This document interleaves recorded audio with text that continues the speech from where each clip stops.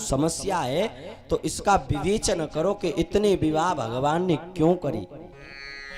तो यहाँ पर सुखदेव पहले तो रुक्मिणी मैया के विवाह का वर्णन किया था और बताते हैं कि रुक्मिणी मैया के गर्भ से एक बालक हुआ जिसका नाम था प्रद्युम्न।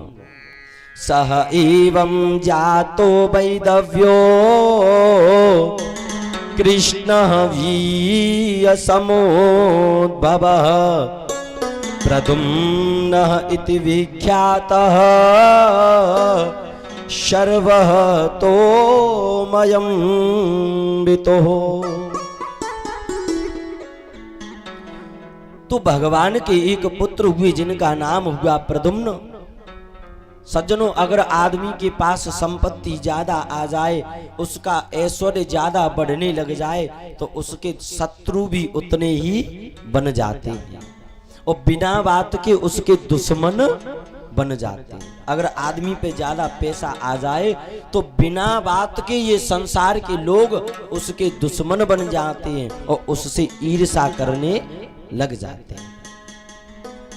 भगवान कृष्ण का ऐश्वर्य बढ़ता गया तो एक असुर था जिसका नाम था शंबरासुर। शंबरासुर एक दिन रात्रि के समय प्रद्युम्न को चोरी करके ले गया और चोरी करके ले गया तो शंबरासुर ने प्रद्युम्न को समुद्र में नीचे फेंक दिया। लेकिन जाकू राखे साइया मार सके ना को, जाको राखे साइया मार सके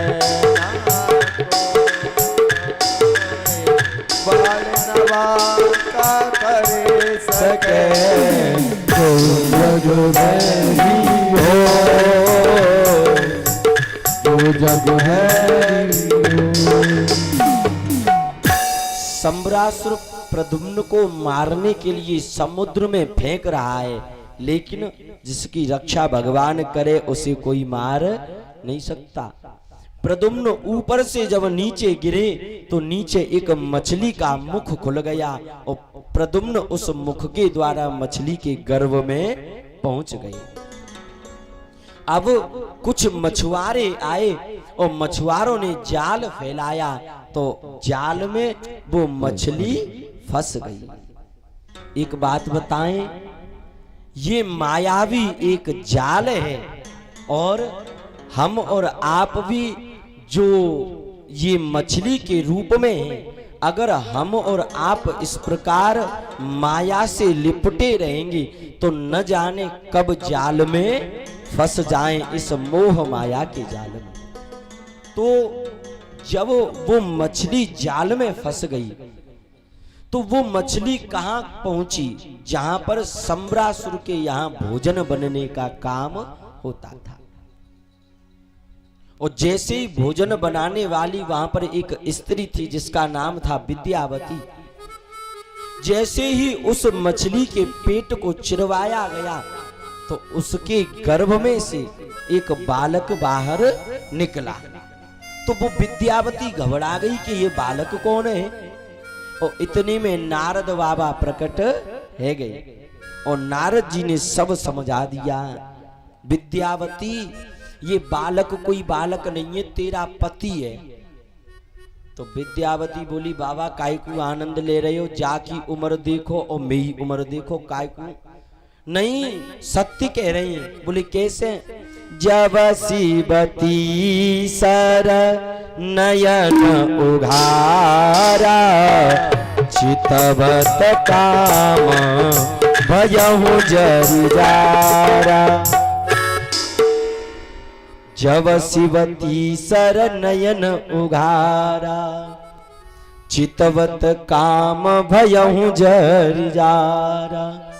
नारद जी ने समझा दिया, विद्यावती तू कोई और नहीं है, तू कामदेव की पत्नी है रति और ये बालक कामदेव का अवतार है प्रद्युम्न। महादेव बाबा तपस्या में बैठे हते तो कामदेव ने जब महादेव बाबा को तपस्या को भंग करने का प्रयास किया तो बाबा के क्रोध की अग्नि में कामदेव जल के भस्म हो गया। तब तेने महादेव से प्रार्थना करी, जी अबिनु देह नदी बिनु बारी। तब महादेव बाबा ने तुझको आशीर्वाद दिया कि रति तू सम्रासुर के यहाँ पर काम करने वाली विद्यावती नाम की स्त्री बनेगी और तेरा पति कामदेव एक मछली के गर्भ में से तुझे मिलेगा, जो कि कामदेव का अवतार होगा, जिसका नाम प्रद्युम्न होगा। विद्यावती सब समझ गई। धीरे धीरे समय व्यतीत हुआ और समय व्यतीत हुआ तो प्रद्युम्न बड़े हुए और प्रद्युम्न बड़े हुए तो बड़े होकर के सम्रासुर का वध कर दिया और विद्यावती को विवाहित करके भगवान के पास द्वारिका में लेकर के आ गए। बोल द्वारिकाधीश भगवान की जय हो, जय जय श्री राधे। अब यहाँ पर सुखदेव जी महाराज परीक्षित को सुंदर कथा का श्रवण पान कराते हैं। सुखदेव कहते हैं, परीक्षित सत्राजित स्वतनया कृष्णाया कृतकिल्बिषः स्नेकं मणिनां स्वेदा मपोध्य दत्तवान्। द्वारिका में दो भाई रहते हैं, एक सत्राजित है और एक प्रसेन है। तो सत्राजित महाराज सूर्य भगवान की पूजा करते हैं। अच्छा, सत्राजित महाराज जब सूर्य भगवान की पूजा करते हैं तो सूर्य भगवान एक बार प्रसन्न हो गए। बंधुओं, भगवान सूर्य की पूजा करनी चाहिए, प्रार्थना करनी चाहिए। ऐसे समझने का प्रयास करो। एक कमरा है, कक्ष है और उसमें अंधेरा है और उस अंधेरे को दूर करने के लिए किसी बल्ब की आवश्यकता होती है तो वो अंधेरा दूर हो जाता है। और उस बल्ब के अंदर जो लाइट है, उस लाइट का हम और आप बिल भरते हैं। ऐसे ही ये पूरा संसार है और इस संसार में अंधेरा है और इस अंधेरे को दूर करने के लिए सूर्य भगवान का आश्रय लिया जाता है। लेकिन इधर बिजली का तो बिल भर देते हैं पर सूर्य भगवान को कभी कोई बिल नहीं देते। सूर्य भगवान को भी हमें रोज जल देना चाहिए और जल में हल्की सी रोली मिलाओ और चीनी या फिर गुड़ मिलाकर के भगवान सूर्य को जल दीजिए, गायत्री मंत्र का मन मन में जाप करके। तो सत्राजित महाराज रोज सूर्य देव को जल देते हैं। सूर्य भगवान प्रकट हो गए और प्रकट हुए तो सूर्य भगवान ने सत्राजित को एक सम्यंतक मणि दी। सूर्य भगवान के 12 नाम हैं। जो लोग रोज इन 12 नामों का जाप करते हैं उन लोगों के जीवन में अनेक प्रकार के नए नए काम खुलते चले जाते हैं। और जो लोग सूर्य देव की पूजा करते हैं, सूर्य देव को जल देते हैं, संध्या वंदन करते हैं, उनके चेहरे का तेज दिन प्रतिदिन बढ़ता चला जाता है।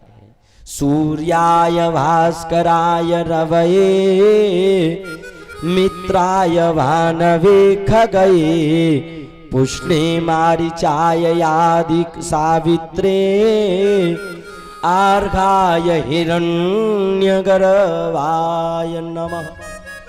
12 सूर्य भगवान के नाम हैं। इन नामों का हमको रोज जाप करना चाहिए। तो सत्राजित को सम्यंतक मणि मिली और जब किसी आदमी को कीमती वस्तु मिल जाए तो भैया फिर तो वो सबको दिखाता डोलता है, अरे देखो ये मुझे सूर्य भगवान ने दी है, सूर्य भगवान ने दी है। भगवान कृष्ण को पता पड़ा तो भगवान कृष्ण ने कहा, सत्राजित देखो भैया तुम हो बाबा, तुम जा मणि को कहा करोगे, ऐसा करो जा मणि द्वारिका के कोष में धर दो और इस मणि से जो रोज सोना निकलता है 60 भार, इस सोने से द्वारिका के लोगों की सेवा करी जाएगी। लेकिन सत्राजित ने मना कर दिया, नहीं प्रभु ये मणि मैं तुमको नहीं दूंगा। अच्छा, भगवान की एक आदत है, भगवान ज्यादा दखलंदाजी नहीं देते। भगवान कहते हैं ऐसा कर लो तो ऐसे बन जाओगे, और ऐसा कर लो तो ऐसे बन जाओगे। अब करो या न करो वो हमारे और आपके ऊपर होती है। भागवत कहती है भक्ति करो, माला जपो तो ऐसा हो जाएगा। अब जपो या न जपो ये हमारे और आपके ऊपर है। तो सत्राजित ने मना कर दिया कि ये मणि नहीं दूंगा। तो भगवान ने कहा कोई बात नहीं है मत दो। लेकिन नियम क्या होता है? नियम ये होता है कि अगर जीवन में कोई भी नई वस्तु लाए हो तो पहले भगवान को दो, फिर बाद में खुद ग्रहण करो, ये नियम होता है। अब माताएं बहनें बोलेंगी कि हम तो अपने लिए 16 श्रृंगार लेके आती हैं, धोती लेके आती हैं, तो भगवान का धोती पहनते हैं सो भगवान को देवे। तो भगवान 16 श्रृंगार भी करते हैं और भगवान धोती भी धारण करते हैं। महादेव बाबा गोपी बने तो धोती ही तो धारण करी थी। और इधर भगवान श्री विष्णु जब मोहिनी रूप लेकर के गए थे तो भगवान ने भी तो धोती ही धारण की थी, 16 श्रृंगार किए थे। कहने का मतलब ये है, जीवन में यदि कोई भी नई वस्तु आ रही है पहले भगवान को समर्पित करो और फिर खुद ग्रहण करो। भोजन करो तो पहले भगवान को समर्पित करो और फिर खुद ग्रहण करो। तुम ही निवेदिता भोजन करही, तुम ही निवेदित भोजन करही, प्रभु प्रसाद पट भूषण धरही। कहने का तात्पर्य ये है, यहाँ पर तुलसीदास बाबा अपनी चौपाइयों में लिख रहे हैं कि अगर भोजन ग्रहण कर रही हो तो पहले भगवान को समर्पित कर दो।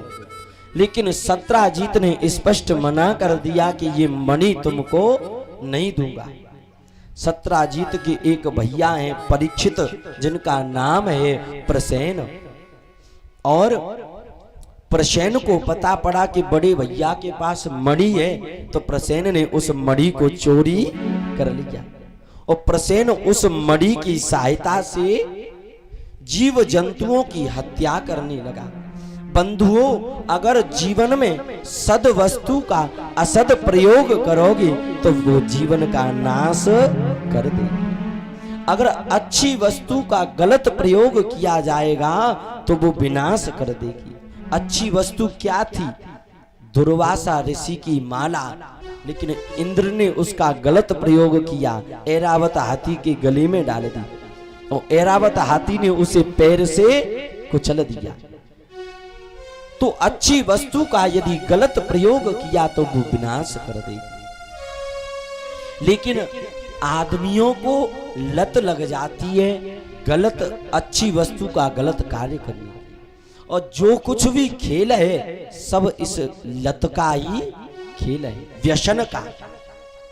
जीवन में पहले तो कोई व्यसन पालो मत, ये पहले तो कोई गलत लत लगाओ मत शरीर को। क्यों? अगर एक भी गलत लत लग गई ना तो ये इस लोक को भी बिगाड़ देगी और परलोक को भी बिगाड़ देगी। अपने जीवन में कोई भी गलत लत मत पालो, गलत व्यसन मत पालो। और अगर लत पालनी है, व्यसन पालना है तो कौन सा? विद्या अध्ययनम व्यसनम अथवा हरिपादः सेवनम। दो प्रकार की लत होती है। एक तो विद्या अध्ययन करने की लत, या तो पढ़ाई करने की लत लगाओ अपने जीवन में, अथवा हरिपादः सेवनम, या फिर भगवान के चरणों की सेवा की लत जीवन में होनी चाहिए। ये दो लत जीवन में अगर होंगी तो हमारा मार्ग प्रशस्त हो जाएगा और बाकी की लतें तो महाराज जीवन का नाश कर देंगे। तो प्रसेन के जीवन में गलत लत आ गई, और गलत लत क्या है कि सद वस्तु का असद प्रयोग कर लिया। मड़ी चुरा ली, और मड़ी चुराई तो मड़ी चमक मारती थी, और उसकी चमकता से प्रसेन जीव जंतुओं की हत्या करने लग गया। और इधर भगवान कृष्ण पे सरेआम आरोप लग गया जी। अरे कन्हैया, सत्राजीत की मणि वापस कर दो भैया, बाकी मणि काय को चोरी कर रही है। भगवान बोले भैया हमने चोरी करी ही नहीं है, हमने लिए ही नहीं है। लेकिन लोग क्या कहते भगवान से, अरे कन्हैया वो बचपन हतो सो चोरी चकारी करते डोले करे, लेकिन अब बड़े है गए, चोरी चकारी शोभा नहीं देती है। भगवान कह रहे हैं भैया हमने चोरी करी ही नहीं है। नहीं नहीं नहीं, सत्राजीत कह रहा है कि मेरी मणि की चोरी कृष्ण ने करी है। तो यहाँ पर भगवान कृष्ण अपने गुरु गर्गाचार्य के पास गए और जाए के पूछी, न्यो बताओ गुरुजी, जब मैंने चोरी नहीं करी है तो ये मुझे गलत कलंक क्यों लग गया है? तो गुरुजी ने कहा कि कृष्ण तुम्हें गलत कलंक इसलिए लग गया है, झूठा कलंक इसलिए लग गया है कि आपने चौथ का चंद्रमा देख लिया। और जो लोग चौथ का चंद्रमा देख लेते हैं उनके जीवन में झूठा कलंक लग जाता है। जेहि पर नारी लीलारी गुसाई, राम सिया राम सिया राम सिया रामा। जेहि पर नारी लीलारी गुसाई, राम सिया राम सिया राम सिया रामा। जेहि पर नारी लीलारी गुसाई, जय पर राम लीलार गुसाए। ओ तजहु चौथी की चंद्र किनाई, राम सिया राम सिया राम सिया राम। जेहि पर नारी लीलारी गुसाई, तजहु चौथी की चंद्र किनाई। तुलसीदास बाबा अपनी चौपाई में लिख रहे हैं, जिस प्रकार चौथ का चंद्रमा नहीं देखा जाता है, ऐसे ही बंधुओं पर स्त्री को गलत दृष्टि से नहीं देखना चाहिए। क्यों? चौथ का चंद्रमा देख लोगे तो कलंक लग जाएगा, और पर स्त्री को गलत दृष्टि से देखोगे तो कहा पतो कब व्यवस्था बिगड़ जाए। हाँ, तो यहाँ पर सुखदेव ने परीक्षित से कहा कि भगवान द्वारिकाधीश ने चौथ का चंद्रमा देख लिया, इसलिए भगवान को झूठा कलंक लग गया चोरी का। और भगवान ने चौथ का चंद्रमा कब देखा? भगवान द्वारिकाधीश एक बार जा रहे थे, गौ माता के पैर का निशान बन गया, खुर बन गया, और उसमें जल भर गया, और भगवान नीचे देखते हुए जा रहे थे तो उस जल के अंदर चंद्रमा का प्रतिबिंब दिख रहा था, इसलिए चौथ का चंद्रमा दिख गया तो भगवान को कलंक लग गया। और भैया भगवान सब कुछ छोड़ छाड़ के चल दिए मड़िए ढूंढवे काज।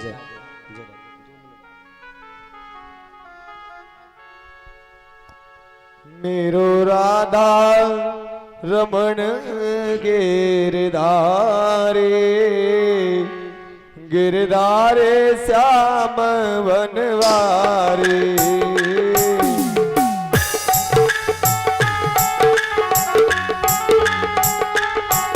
गिरधारी श्याम बनवारे। हाँ मेरो राधा रमण गिरधारे, गिरधारे श्याम बनवारे। मेरो राधा रमण गिरधारी, गिरधारी श्याम बनवारे।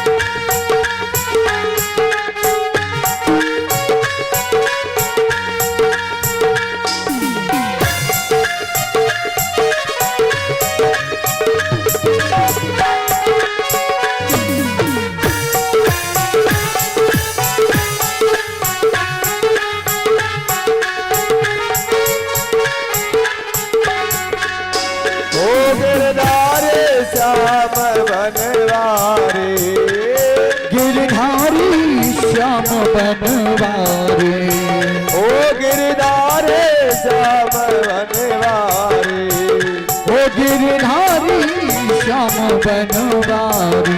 हाँ मेरो राधा रमन गिरधारे, गिरधारे श्याम बनवारे, मेरो राधा रमण गिरधारी, गिरधारी श्याम बनवारे।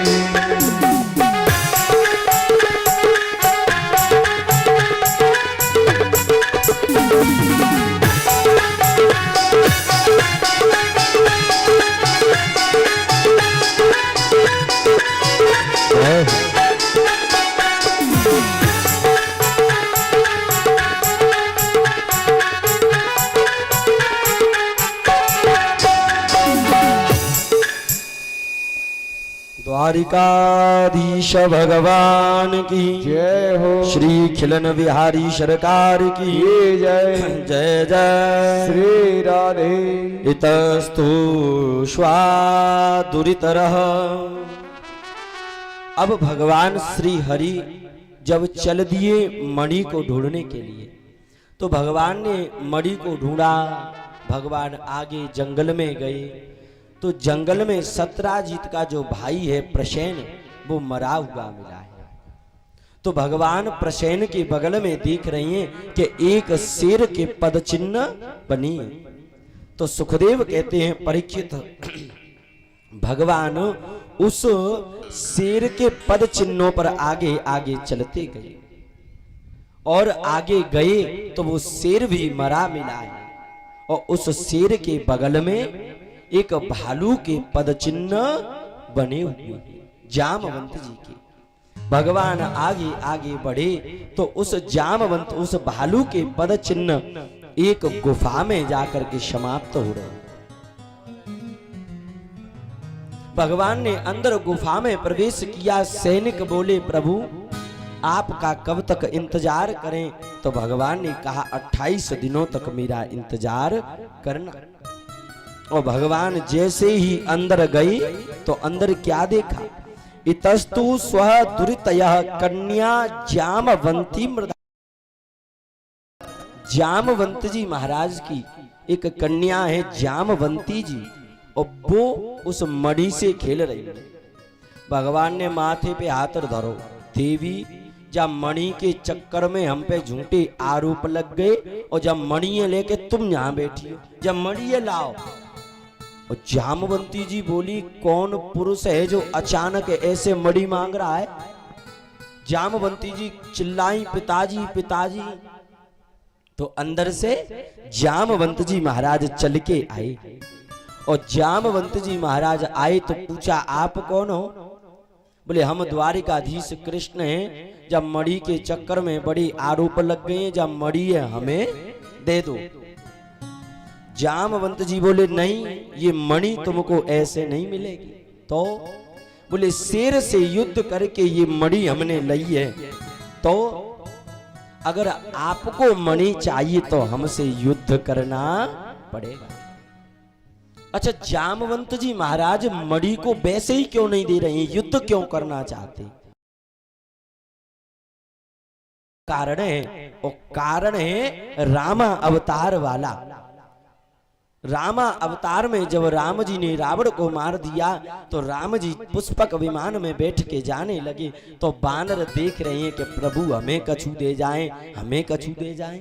और सबने कुछ न कुछ मांग लिया, लेकिन जामवंत जी महाराज सकुचाई के बगल में खड़ी हैं। राम जी ने कहा जामवंत जी मांगो, तो राम जी से जामवंत जी कहते हैं प्रभु देख राम बल पौरुष भारी, हरस पयो निधि भयहु सुखारी।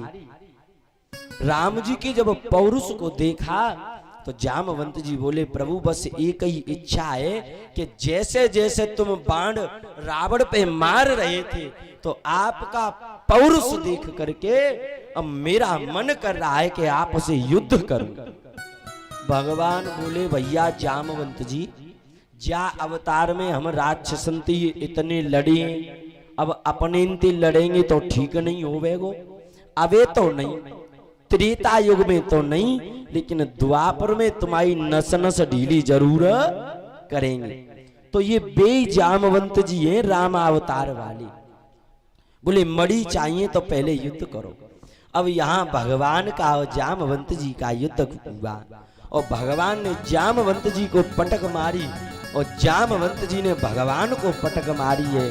और जब भगवान ने जोर से जामवंत जी को पटक मारी तो जामवंत जी की नस नस ढीली हो गई और धरती पे पड़े के पड़े रह गए। और जैसे ही आंख खुली तो सामने द्वारिकाधीश कृष्ण नहीं बल्कि धनुष बाण लिए मर्यादा पुरुषोत्तम श्री राम का दर्शन हो गया। और जैसे ही राम जी का दर्शन हुआ तो जामवंत जी महाराज समझ गए, जय हो प्रभु, कितनो सुंदर विचित्र रूप बनायो है। राम अवतार में अगर तुम्हें को देख लेवे तो शरीर के अंदर वीर रस उत्पन्न हो जाए, और कृष्ण अवतार में अब की बार तो प्रभु ऐसे बन के आयो कि सूरदास कारी कामर पे चढ़े न दूजो रंग। एक बार यदि आपको कोई देख ले फिर वो किसी को देखने लायक नहीं रहता है। भगवान बोले वो तो ठीक है, अब तुम्हारी इच्छा पूरी हैगी, जब मड़ी है हमें देओ। जामवंत जी बोले नहीं प्रभु, मड़ी ऐसे नहीं मिलेगी। तो बोले ऐसा करो, जब मड़ी हुए ले जाओ और जब मड़ी बारी हुए ले जाओ। भगवान बोले कहा मतलब? जामवंत जी बोले मेरी पुत्री है जामवंती, जाके संग ब्याह कर लो, हम तपस्या करवे चले जाएंगे। भगवान बोले जामवंत जी ब्याह तो हमारा पहले थे यगो रुक्मिणी जी के संग में। जामवंत जी बोले कौन से मर्यादा पुरुषोत्तम हो, लीला पुरुषोत्तम हो? अच्छा, भगवान विचार कर रहे हैं कि अगर जामवंती ते ब्याह कर लेंगे तो जाको मुख नेक जामवंती को तो मुख अलग ही है, और अगर जाए ब्याह के ले जावेंगे तो द्वारिका के सवरे नर नारी जब देख भी आवेंगे तो का कहेंगे, ले बता द्वारिकाधीश भालू की पुत्री के संग में ब्याह करे लाएगा। सो भगवान बोले देख जामवंती तू ते ब्याह तो कर लेंगे पर एक ही शर्त है। बोले कौन सी? बोले द्वारिका में तू ते को कितनों कहे कि नेक अपनो घूंघट हटाइयो पर तू अपनो घूंघट मते। जामवंती जी बोली प्रभु आपकी ये शर्त मंजूर है। और सुखदेव कहते हैं परीक्षित भगवान का दूसरा विवाह जामवंती जी के साथ में संपन्न हुआ। बोल जामवंती कृष्ण भगवान की जय हो।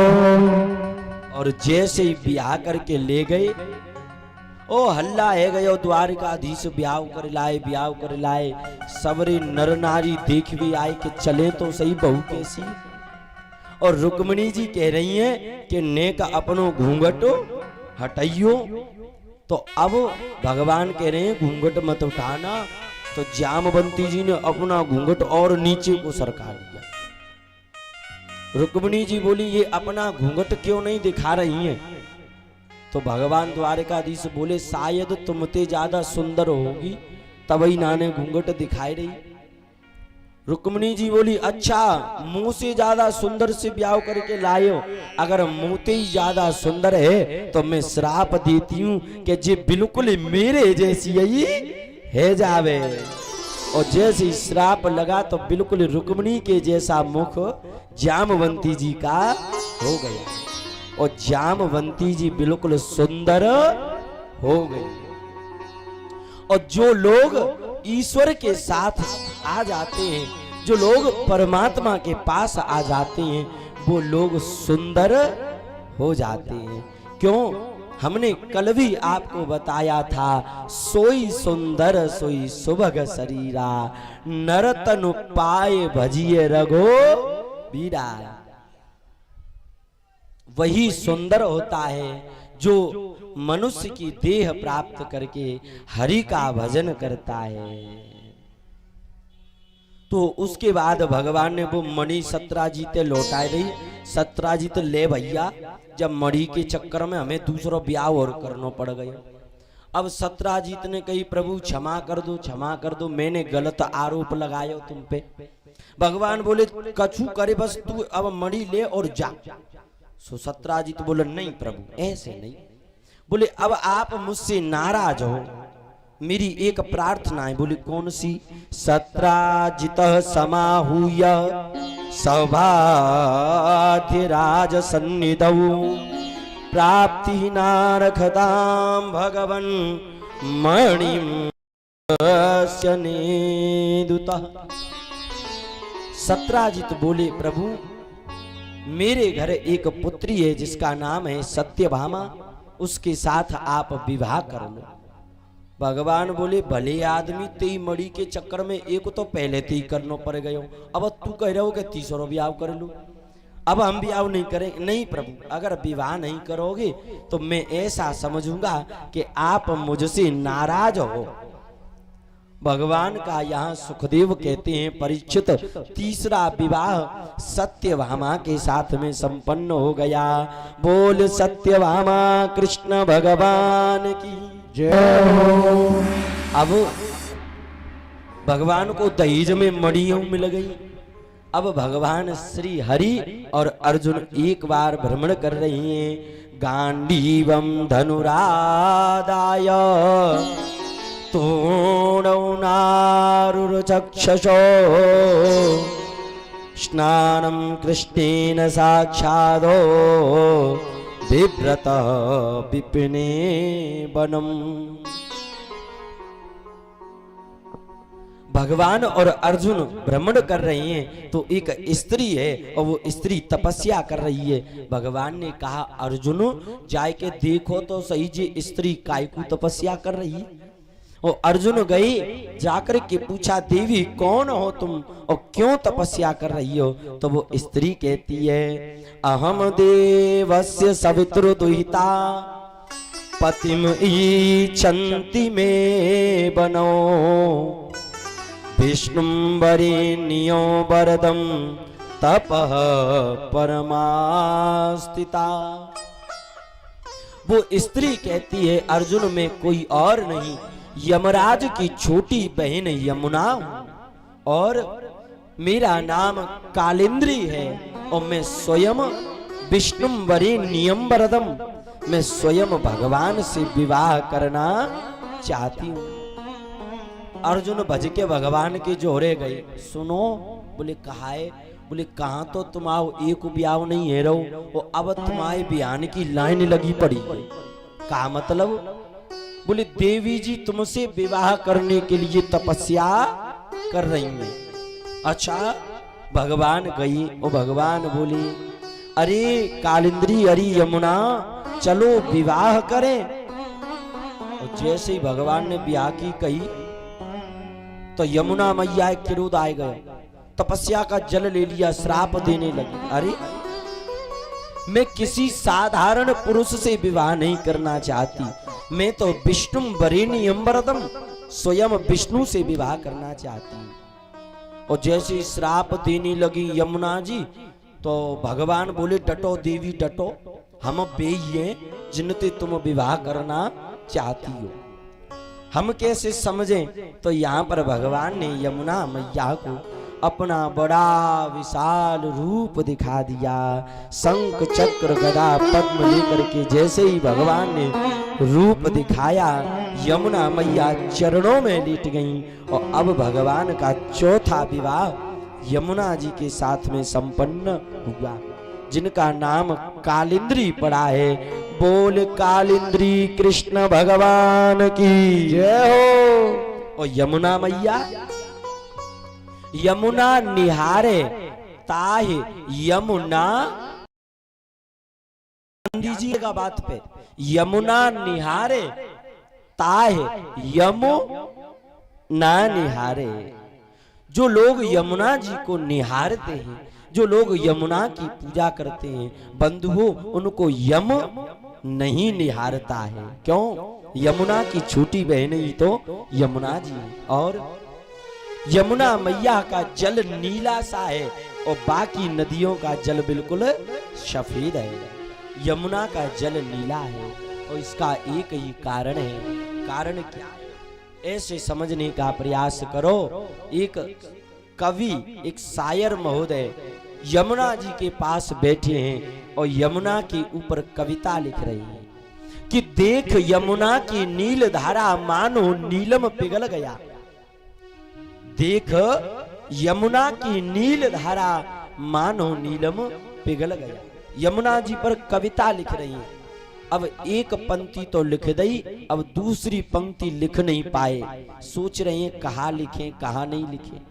इतने में एक ब्रजवासी छोरा आयो, जोर से मुक्का मारो, अरे मूर्ख ये क्यों नहीं लिखता कि देख यमुना की नील धारा मानो नीलम पिघल गया। अरे मूर्ख ये क्यों नहीं लिखता कि मेरा श्याम नहाकर निकल गया। भगवान श्री हरि रोज यमुना जी में स्नान करते थे, इसलिए भगवान का रंग यमुना के ऊपर चढ़ गया है। ऐसी पावन पवित्र यमुना जी हैं। बोल यमुना मैया की जय। अब भगवान का 5वां विवाह मित्र वृंदा नाम की कन्या है, उसके साथ में संपन्न हो रहा है। राधे मीठे रस से भरोरी राधा रानी लागे, हरि बोल। रानी लागे मुझे करो करो यमुना जी को पानी लागे। रानी लागे महारानी लागे, मन खाड़ो खारो यमुना जी को पानी लागे। भरोरी राधा रानी लागे, महारानी लागे मन करो करो यमुना जी को पानी लागे।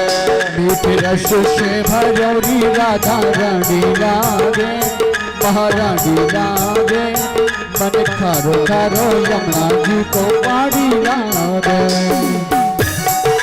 हरि बोल। एक बात बताएं, वैसे सुनो सुनो, रुको रुको, वैसे आप भी बहुत दिनों से मीठा पानी पी रहे हो बीच बीच में, तो ये मीठा पानी यमुना जी का ये। अब लंबी लंबी ताली बजाओ। हरि बोल।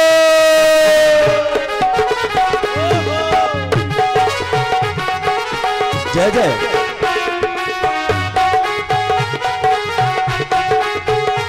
श्री राधे।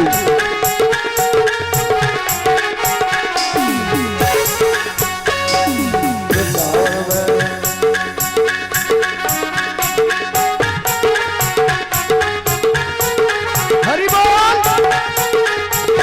जय हो। ओ यमुना मैया कारी कारी राधा गोरी गोरी, यमुना जी को कारी कारी राधा गोरी गोरी। ओ यमुना मैया कारी कारी राधा गोरी गोरी। यमुना जी को कारी कारी राधा गोरी गोरी। और वृंदावन में धूम मचावे बरसाने की छोरी, ओ वृंदावन में धूम मचावे बरसाने की छोरी। हरि बोल। राजधानी लागे मन करो करो यमुना जी को पानी लागे। श्री राधे। रस से भरोरी राधा रानी लागे, महारानी लागे मन खारो खारो यमुना जी को पानी लागे।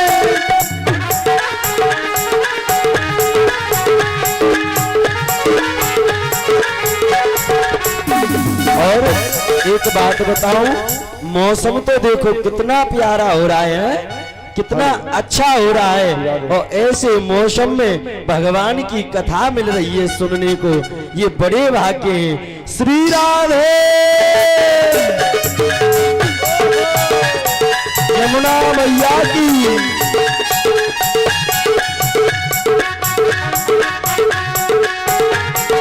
जय जय।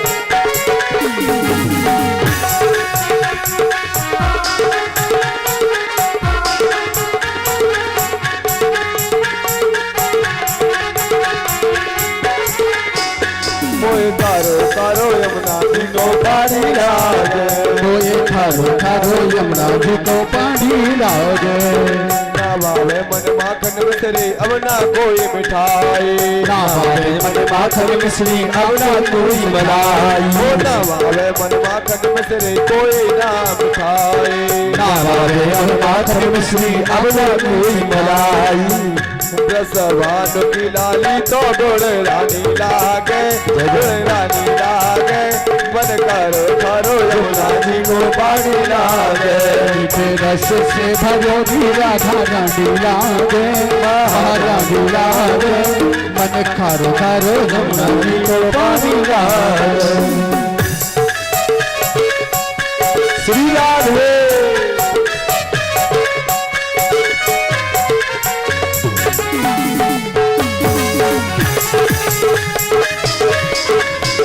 जय भोले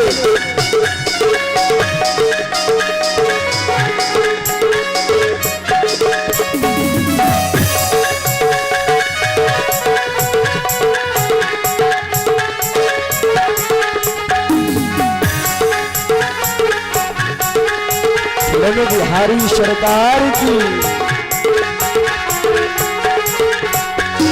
रस से भरोरी राधा रानी लागे महारानी लागे बने खारो खारो यमुना जी को पानी लागे मीठे रस से भगोरी राधा रानी लागे महारानी लागे मन खारो खारो यमुना जी को पानी लागे यमुना मैया की जय हो खिलन बिहारी सरकार की जय हो जय जय श्री राधेश भगवान का 5वां विवाह विंदानुविंद परमानंद स्वान मां परम ध्रुवम विंदानवान्ति विंदौ दूरतनसामृष। भगवान का 5वां विवाह बिंद और अरविंद नाम के 2 भाई हैं। इनकी एक कन्या है मित्रवृंदा, भगवान से प्रेम कर बैठी तो इनका विवाह भगवान के साथ में संपन्न हुआ। मित्रवृंदा कृष्ण भगवान की जय हो। 6वां विवाह भगवान का नग्न जीती के साथ में संपन्न हुआ। प्रसद्यः यतवनां कृष्णो राजान राज्ञां प्रपश्यतामः नग्नजितानाम कौत्सयः राजा पतिर्महा। एक नग्नजीत नाम के राजा हैं। इनके यहाँ पर 7 बैल हैं और इन्होंने प्रण लिया है कि जो आदमी इन 7 बैलों की नाक में नकेल एक साथ डाल देगा उसके साथ अपनी लली नग्न जीती का विवाह कर देंगे। और भैया संसार की नाक में नकेल डाले डोल रहे हैं भगवान, तो 7 बैल बिन के काज कौन सी बड़ी बात है। भगवान हरि आगे गए और 7 बैलों की नाक में एक साथ हरि ने नकेल डाली तो भगवान का छठवां विवाह और नग्न जीती के साथ में संपन्न हुआ। बोल नग्न जीती कृष्ण भगवान की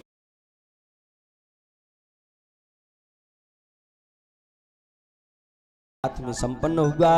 व्रतवातान रामाणि शौर्य दर्पानि हतो सजः। तो सुखदेव जी कहते हैं परीक्षित 7वां विवाह भगवान का भद्रा नाम की कन्या के साथ में संपन्न हुआ और 8वां विवाह भगवान का लक्ष्मणा नाम की कन्या के साथ में संपन्न हुआ। ऐसे करके भगवान के 8 मुख्य विवाह हुए। अब पहले तो इन 8 मुख्य विवाहों को समझो कि ये 8 मुख्य विवाह हो रही हैं, तो ये देवियां आखिरकार कौन हैं और इनके साथ भगवान क्यों विवाह कर रही हैं। और ये बात भगवान गीता में अर्जुन को बता रही हैं। अर्जुन भूमि रापो नलो वायु मनोबोधिरेव च अहंकारम इति मे भिन्ना प्रकृति अष्टदाः। भगवान कहते हैं अर्जुन, मेरे द्वारा बनाई गई 8 प्रकार की प्रकृति है। और 8 प्रकार की प्रकृति कौन सी है? भूमि, रापो, नलो, वायु। ये भूमि भगवान के द्वारा बनाई हुई प्रकृति है। आकाश, अग्नि, जल, वायु, ये 8 प्रकार की पत्नी है। और यही 8 प्रकार की प्रकृति भगवान की 8 मुख्य पटरानी बन करके आई है। इस प्रकार भगवान के 8 मुख्य विवाह हुई। और अब बात आती है कि इनके 16,100 विवाह कहां पर हुए। तो ऐसे समझिए, एक असुर था यथा महतो भवान भौमौ येन च तामश्रियः। एक असुर है जिसका नाम था भौमासुर। और ये भौमासुर इसने संकल्प लिया है कि एक साथ 20,000 स्त्रियों से विवाह करूंगा। और इसका नाम भौमासुर कैसे पड़ा? इसका जन्म धरती से हुआ है, इसलिए इसका नाम भौमासुर पड़ गया। एक बात बताऊं, भौमासुर पहले भी थे और भौमासुर आज भी गए नहीं है कहीं, बस अंतर हो गया है। वो भौमासुर हर क्षण स्त्री के बारे में सोचता रहता था। अगर ये दिख जाए इसको भी पकड़ लूं, ये दिख जाए इसे भी पकड़ लूं, इसे भी पकड़ लूं, इसे भी रख लूं, सब स्त्रियों को पकड़ता रहता था। तो वो भौमासुर था, तो उसके हृदय में स्त्री की आसक्ति थी। वो आजकल भौमासुरों के हृदय में धन की आसक्ति है। संध्या सवेरे रात दिन चलते उठते बैठते बस यही सोचते हैं कि संपत्ति कैसे मिलेगी, संपत्ति कैसे मिलेगी, संपत्ति कैसे मिलेगी। कहने का मतलब है उसकी आसक्ति स्त्री आसक्ति थी। और आजकल के भौमासुरों की आसक्ति बंधुओं धन की आसक्ति हो गई है। और प्रभु धन की आसक्ति तो भैया सबके ही हृदय में। अब ना तो स्त्री आसक्ति होनी चाहिए और धन की आसक्ति की बात आ रही है तो साईं इतना दीजिए जामे कुटुंबो समाए। और दूसरी बात, न धन की आसक्ति हो न स्त्री की आसक्ति हो। आसक्ति हो तो मात्र कृष्ण आसक्ति होनी चाहिए। सवेरे संध्या चलते उठते बैठते मात्र यही विचार करो, वो माधव वो कृष्ण बस एक बार दिख जाए, बस एक बार दिख जाए तो ये जीवन धन्य हो जाए। ये आसक्ति होनी चाहिए। अच्छा, भौमासुर का जब पाप बढ़ गया, 16,100 स्त्रियों को इसने जेल में डाल लिया। तो उन स्त्रियों ने एक पत्र लिखा, माधव आइए रक्षा करिए, यदि आप नहीं आए तो हमारी रक्षा कौन करेगा। तो भगवान ने यहाँ पर सत्यभामा को साथ में लेकर के और गए हैं भौमासुर का उद्धार करने। परीक्षित ने पूछा कि सत्यभामा को साथ में क्यों ले जा रहे हैं। तो सुखदेव कहते हैं, परीक्षित सत्यभामा धरती का अवतार है, धरती सत्यभामा बनकर के आई है। और उस भौमासुर का जन्म कहां से हुआ है? धरती से। इसलिए भौमासुर और सत्यभामा एक दूसरे माता और पुत्र हैं। इसलिए भगवान सत्यभामा को लेकर के आए हैं। भौमासुर का पाप देखा तो भगवान ने कहा, सत्यभामा बताओ तुम्हारे पुत्र को मार दो। तो सत्यभामा ने कहा, प्रभु ऐसे पुत्र का मैं क्या करूं, मार दो। तो यहाँ पर भगवान ने भौमासुर का उद्धार किया है और 16,100 कन्याओं के हाथों की हथकड़ियां खोल दी। देवियों घबराओ मत, तुम अपने अपने घर जाओ और ये भौमासुर अब तुम्हें कुछ करेगा नहीं, क्योंकि मैंने इसका उद्धार कर दिया है। अब बंधुओं बड़े ध्यान से समझना, इन देवियों को भगवान ने डायरेक्ट ये नहीं कहा कि मुझसे ब्याह करो। भगवान ने देवियों के हाथों की हथकड़ियों को खोला और फिर कहा कि अपने अपने अपने घर जाओ। और वे देवियां जैसे ही अपने अपने घर गईं तो उनके माता पिता बोले, अरे दूर दूर घर में मत घुसना, दूर हो जाओ। क्यों? अरे तुम चरित्रहीन हो, तुम भौमासुर के यहाँ रही हो और तुम्हारा चरित्र बिगड़ गया है। तो उन स्त्रियों को उनके खुद के माता पिताओं ने घर में नहीं घुसने दिया, उनके खुद के पतियों ने घर में नहीं घुसने दिया। अरे भौमासुर के यहाँ साल भर रुकी है, न जाने क्या किया होगा, क्या हुआ होगा।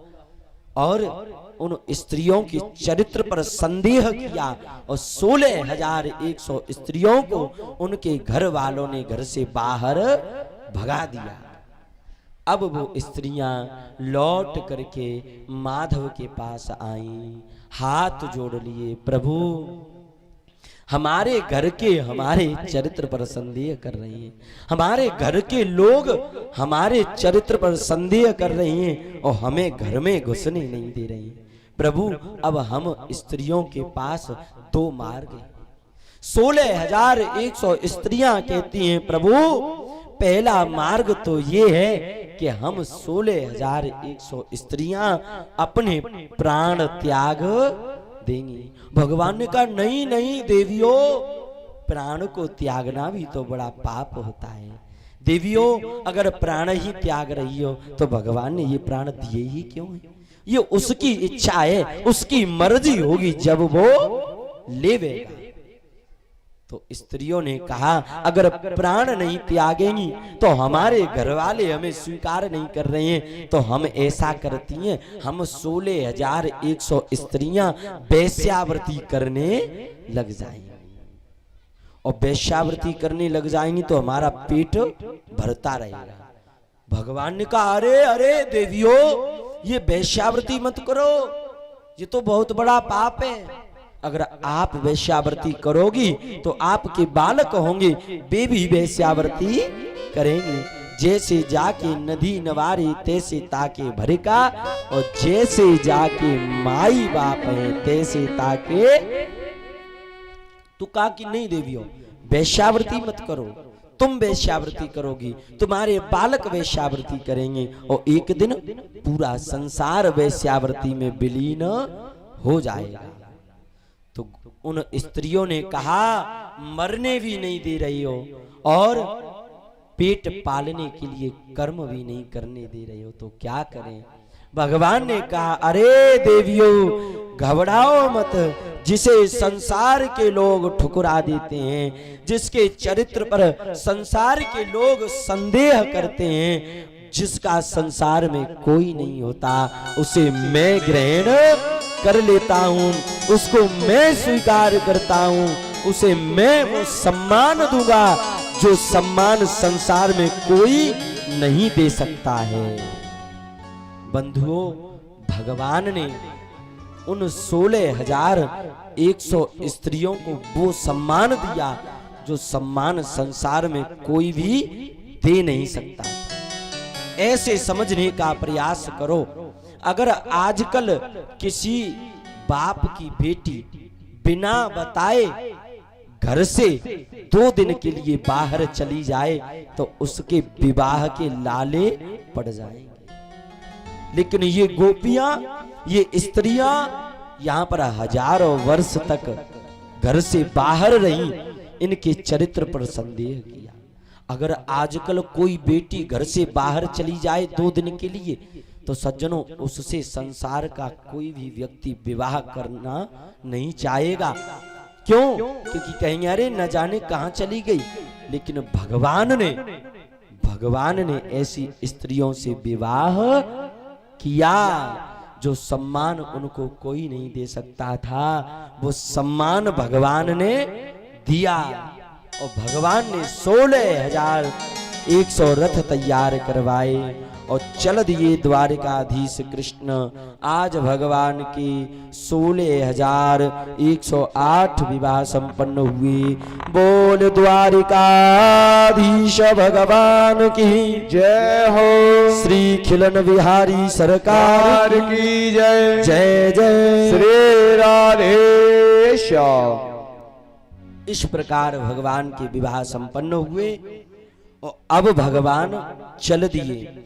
जैसे ही पहुंचे तो रुक्मिणी जी ऊपर से देख रही हैं कि आज तो काऊ सेनाएं जीत के लाए हैं, सो इतने रथ चले आए रहे हैं।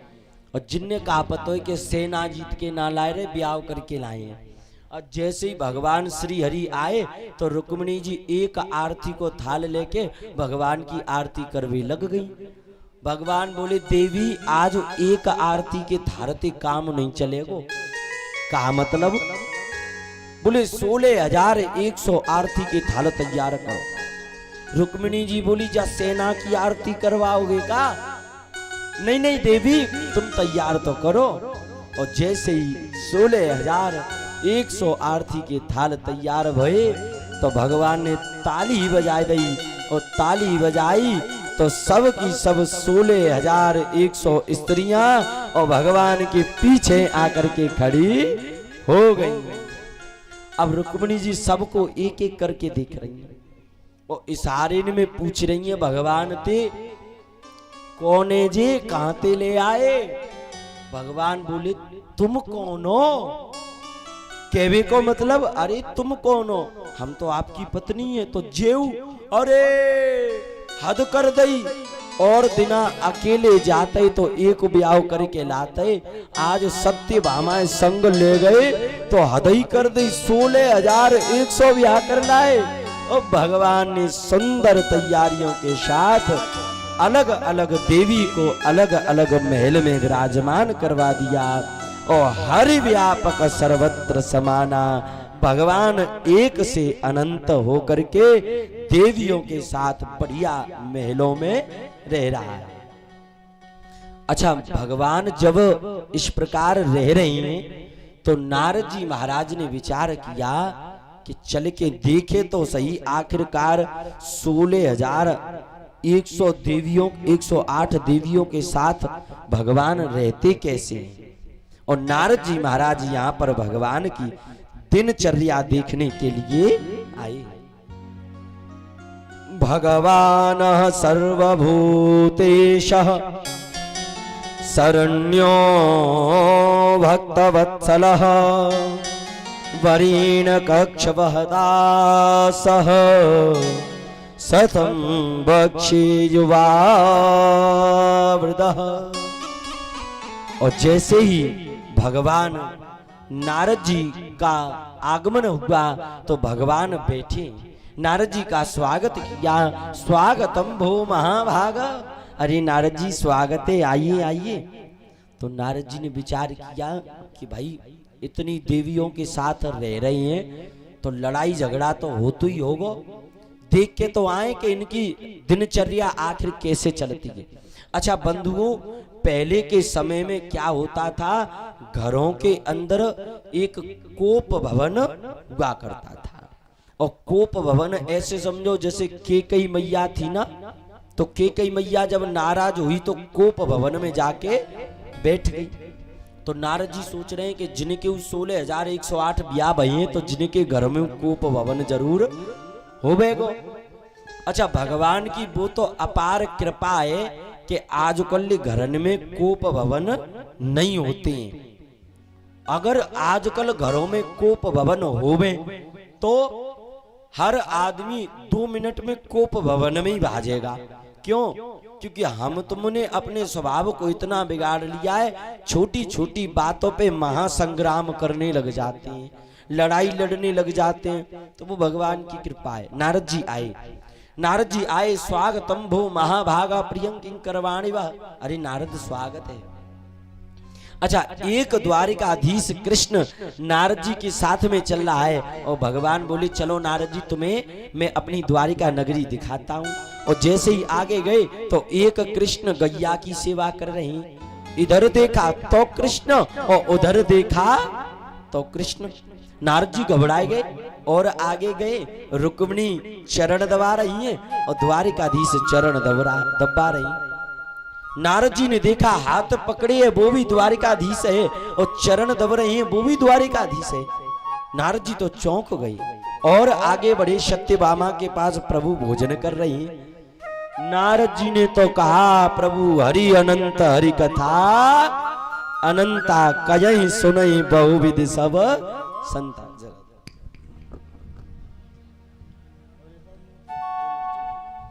जरा दे।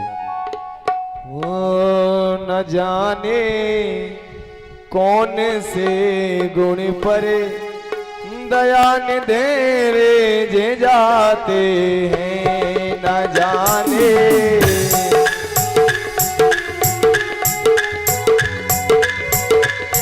जे जाते हैं, न जाने कौन से गुण पर, न जाने कौन से गुण पर दया निधेरे जे जाते हैं, न जाने कौन सी गुण पर दया निधि जो जाते हैं।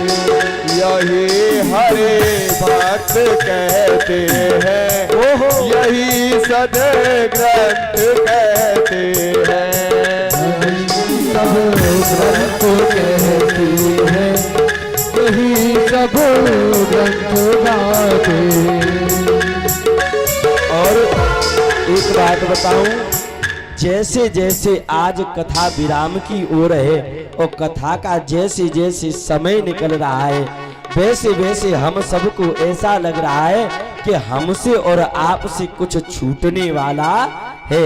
ऐसा लग रहा है कि जी अमृत की वर्षा अब विराम होने वाली है। आइए आज विराम दिवस की कथा का पूरा आनंद लेते हैं, बड़े भाव से गाइए हरि बोल।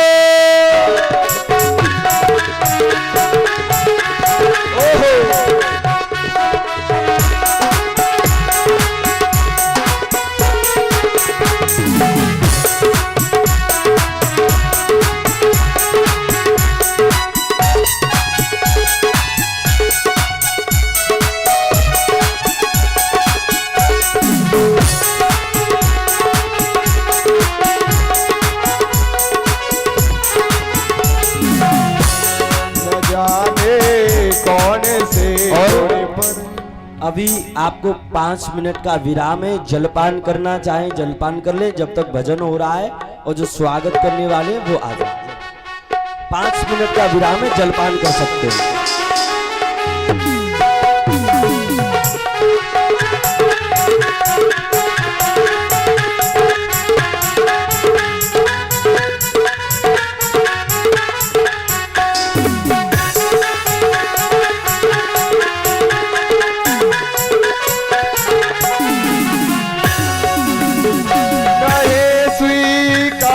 करते हैं निमंत्रण नृप दुर्योधन का,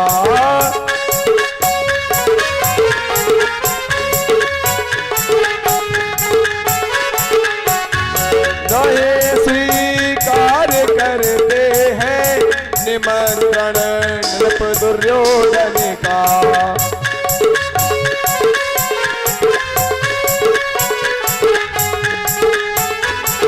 और विदुर के विदुर के घर में जा करके, विदुर के घर में जा करके वो बछले घोड़ा लगाते हैं, न जाने कौन दया झूली जो जाते हैं। हरि बोल।